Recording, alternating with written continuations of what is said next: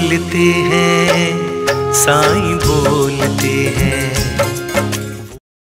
माझ्या प्रिय मुलांनो, तुम्ही माझ्यासाठी खूप खास आणि प्रिय आहे।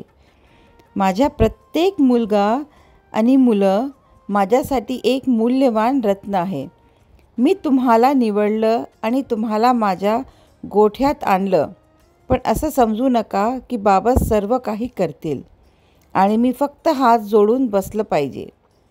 तुम्ही स्वतःवर आत्मचिंतन करावे, तुमच्या कमकुवतपणा जाणून घ्या आणि त्यावर कार्य करा, अशी माझी इच्छा आहे।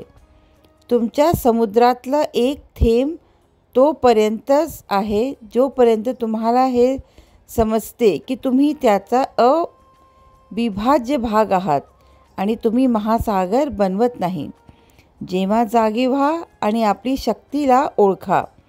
सदैव आनंदी रहा आणि सदैव आशीर्वादित रहा। आनंदी रहा आणि खूप हसत रहा। माझे आशीर्वाद सदैव तुमच्या पाठीशी आहेत।